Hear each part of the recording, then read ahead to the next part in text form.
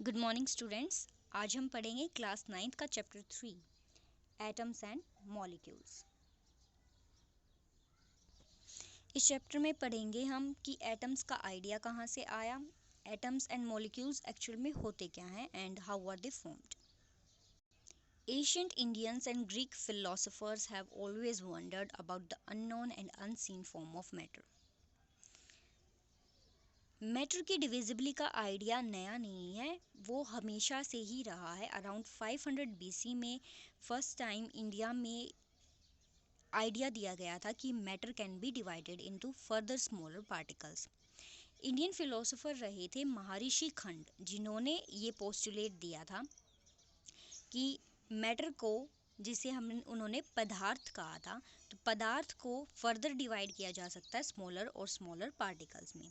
Ultimately हमें एक ऐसी स्टेज मिलती है जब उनको फर्दर डिवाइड करना इम्पॉसिबल हो जाता है, यानी कि वो जो स्मॉलेस्ट स्टेट है जिसके बाद हम उनको फर्दर डिवाइड नहीं कर सकते और छोटा में नहीं बांट सकते, उस स्टेट को कहा गया था परमाणु।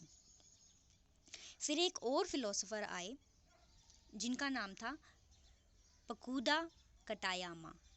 इन्होंने और एलिब्रेट किया उनकी थ्योरी को और उन्होंने कहा कि पार्टिकल्स जो हैं वो कंबाइंड फॉर्म में एग्जिस्ट करते हैं, which gives various forms of matter. During the same era, ancient Greek philosopher Democritus और ल्यूसिपस, इन्होंने आइडिया दिया कि जब हम मैटर को डिवाइड करते रहते हैं तो फाइनली हम एक ही ऐसी स्टेट पर पहुंचेंगे जब हम पार्टिकल्स को फर्दर डिवाइड नहीं कर सकते। ये जो इनडिविजिबल पार्टिकल्स हैं जिन्हें इंडियन फिलोसोफर ने परमाणु कहा था, उन्हें ग्रीक फिलोसोफर्स ने क्या कहा, एटम्स। एटम्स का मीनिंग होता है इनडिविजिबल, जिनको और भागों में ना बांटा जा सके। बट ये जो थ्योरीज थी, ये सभी जो हैं फिलोसॉफिकल थ्योरीज थी, इनका कोई प्रूफ नहीं था अंटिल 18th सेंचुरी।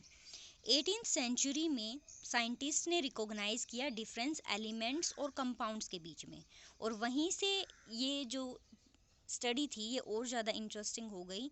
साइंटिस्ट ये फाइंड आउट करने लगे कि एलिमेंट्स जो एलिमेंट्स कंबाइन ही क्यों करते हैं, why do they form compounds, और जब वो कंबाइन करते हैं तब क्या होता है, क्या चेंजेस हमें देखने को मिलते हैं।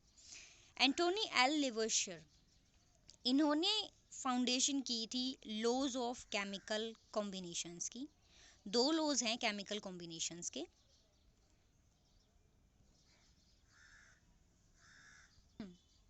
लॉ ऑफ कंजर्वेशन ऑफ मास जो कि लेवोशियर ने दिया था, and law of constant proportion जो कि जोसेफ एल प्रोस्ट ने दिया था। पहले हम पढ़ते हैं law of conservation of mass. Is there a change in the mass when a chemical change or a chemical reaction takes place?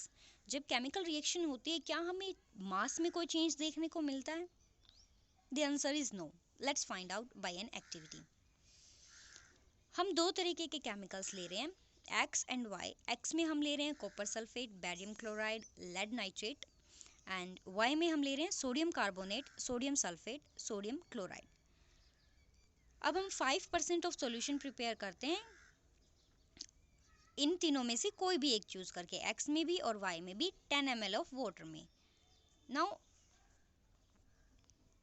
जो Y वाला जो सॉल्यूशन है उसे हम ले रहे हैं कॉनिकल फ्लास्क में यहाँ पे, और जो X वाला सॉल्यूशन है उसे हम ले रहे हैं एक इग्निशन ट्यूब में। इग्निशन ट्यूब जो है वो टेस्ट ट्यूब जैसी ही होती है, बट वो साइज में काफ़ी स्मॉल होती है, and they both are used for different purposes. So ignition tube को हम X सॉल्यूशन से फिल कर देंगे।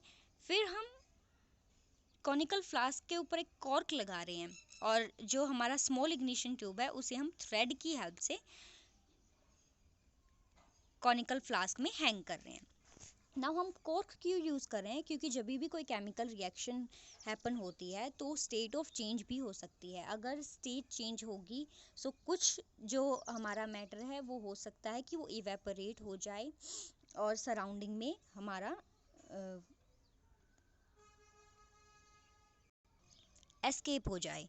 सो बिकॉज हमें चाहते हैं कि हम मास कैलकुलेट करें कि कोई एस्केप ना हो मास, इसीलिए हम कॉर्क इंसर्ट करें ताकि जितना भी जो मिक्सचर है वो अंदर ही रहे, चाहे उसमें किसी तरह की केमिकल रिएक्शन हो, वो चेंज करे स्टेट, बट मैटर जो है सारा अंदर ही रहे कॉनिकल फ्लास्क के। सो इसीलिए हम कॉर्क लगा रहे हैं। तो पहले हम मेजर करते हैं हमारी कॉनिकल फ्लास्क को इसी स्टेट में जब हमारे दोनों जो सॉल्यूशंस हैं वो सेपरेटेड हैं, मिक्स नहीं हुए हैं।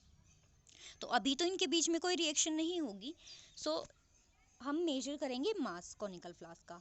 अब इसके बाद हम थ्रेड की हेल्प से इसे थोड़ा टिल्ट करेंगे, कॉनिकल फ्लास्क को थोड़ा टिल्ट करेंगे कि जो मिक्सचर है एक्स सॉल्यूशन का सॉल्यूशन जो है इग्निशन ट्यूब में वो हमारा मिक्स हो जाए सॉल्यूशन ऑफ वाई जो कॉनिकल फ्लास्क में है उसमें। सो जैसे ही ये मिक्स होंगे यहाँ पर रिएक्शन हैपन होगी, जो स्ट्रोंगर होगा वो दूसरे को रिप्लेस कर देगा रिएक्शन से। सो रिएक्शन होगी, उसके बाद हम दोबारा से मेजर करेंगे इस कॉनिकल फ्लास्क का मास। तो हमें देखने को क्या मिलेगा कि दोनों का मास सेम था।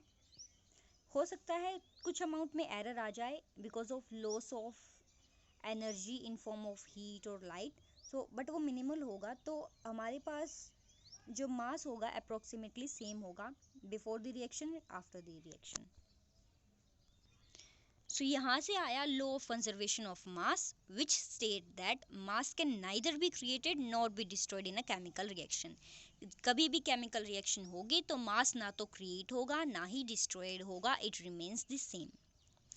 Next is the law of constant proportion. Lavoisier along with other scientist,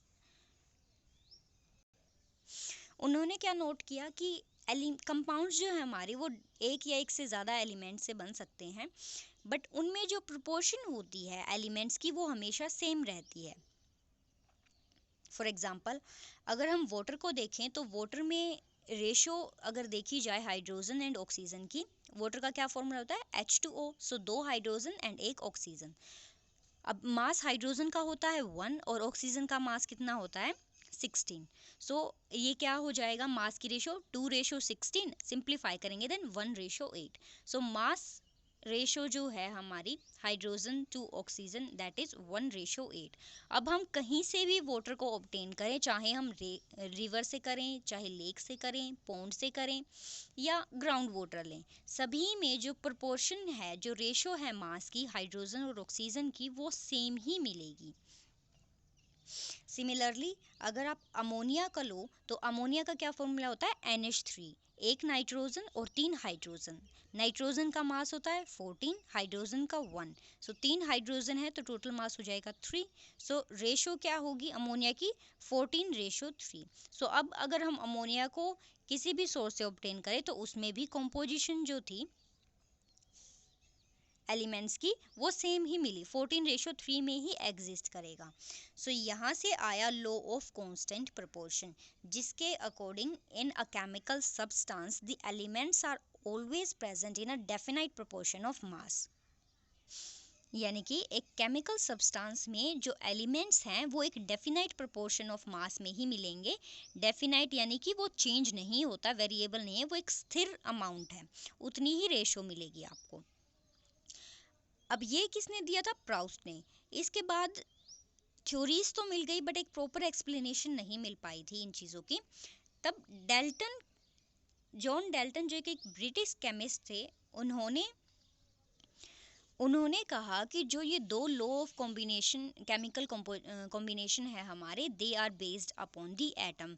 atoms जो कि तब तक भी जस्ट एक फिलोसफिकल कॉन्सेप्ट था जिसको तब तक भी प्रूव नहीं किया गया था। इन्होंने कहा कि जो स्मॉलेस्ट पार्टिकल है हमारा मैटर का वो एटम ही है, और उन्हीं की वजह से हमारे पास ये दो लॉज हैं जो प्रूव हो पा रहे हैं। नाउ इसके ऊपर प्रॉपर थ्योरी दी थी फिर डेल्टन ने। जॉन डेल्टन जो थे वो एक इंग्लैंड के गरीब फैमिली में बॉर्न हुए थे 1766 में। इन्होंने अपनी मोस्ट ऑफ द लाइफ जो है टीचिंग और रिसर्चिंग में ही स्पेंड की। 1808 में इन्होंने डेल्टन्स एटॉमिक थ्योरी दी जिसमें इन्होंने एटम्स को एक्सप्लेन किया डेल्टन्स एटॉमिक थ्योरी में कहा गया that matter whether an element और अ कंपाउंड और a mixture is composed of the smallest particles called atoms, जहाँ से एटम्स की डेफिनेशन हमें मिली कि हर मैटर में, चाहे वो एक एलिमेंट हो, कंपाउंड हो या मिक्सचर हो, जो स्मॉलेस्ट पार्टिकल उसके अंदर प्रेजेंट है वो एक एटम है। देन एटम्स को इसने किस तरीके से डिफाइन किया, प्रॉपर्टीज क्या दी इसकी।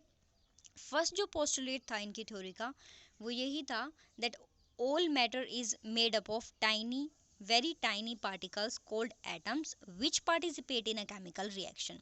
मैटर का मैटर जो है वो छोटे छोटे पार्टिकल से बना है जिनको हमने कहा एटम्स और जिनका साइज बहुत ही स्मॉल है। ये जो सभी एटम्स हैं ये पार्टिसिपेट करते हैं केमिकल रिएक्शन में, that means they are involved in the chemical reaction. Next postulate इन्होंने कहा atoms are indivisible particles which can not be created और destroyed in a chemical reaction.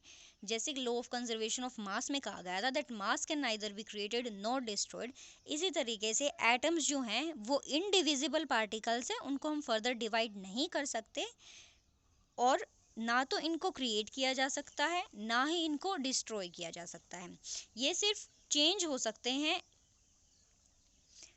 Release कर सकते हैं इलेक्ट्रॉन्स या गेन कर सकते हैं, जो कि हम नेक्स्ट क्लास में नेक्स्ट चैप्टर में पढ़ेंगे, but they can neither be created nor be destroyed. Then he said atoms of a given element are identical in mass and chemical composition. Atoms जो होंगे किसी एक एलिमेंट में वो सेम होंगे मास में और केमिकल प्रॉपर्टीज भी उनकी सेम होगी। फॉर एग्जांपल हम कार्बन लेके चलते हैं तो कार्बन हमारा एक एलिमेंट है, तो जितने भी एटम्स होंगे एक कार्बन के एलिमेंट में उन सभी का मास भी सेम होगा और उनकी केमिकल प्रॉपर्टीज भी सेम होंगी। Atoms of different elements have different masses and chemical properties.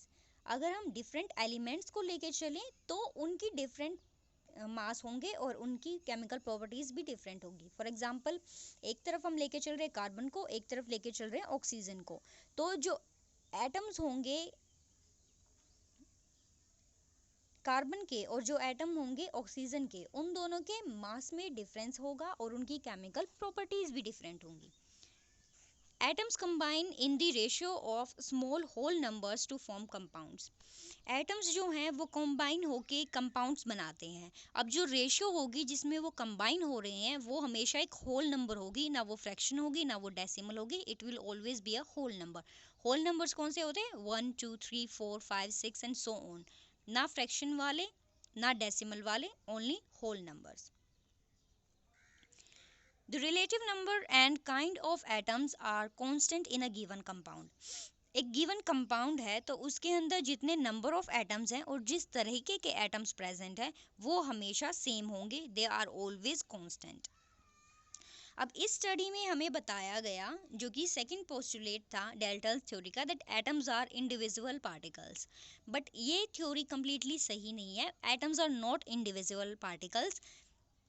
Next class में नेक्स्ट चैप्टर में हम पढ़ेंगे that atoms can be further divided, जो कि बाद में रिसर्चर्स ने एक्सप्लेन किया। एटम्स को डिवाइड किया जा सकता है न्यूट्रॉन, प्रोटॉन और इलेक्ट्रॉन में। तब उनको कहा गया कि न्यूट्रॉन, प्रोटॉन, इलेक्ट्रॉन इतना ही डिविजिबिलिटी है, इसके बाद फर्दर डिवाइड नहीं हो सकता। But even that is not true. जो स्मॉलेस्ट पार्टिकल अभी तक डिस्कवर हुआ है उसे कहा गया है गॉड्स पार्टिकल, जो कि रिसेंटली ही डिस्कवर हुआ था, कुछ ही साल पहले। So not atoms are not indivisible particles, जो कि डाल्टन्स थ्योरी में बोला गया था, that they are indivisible but they are divisible.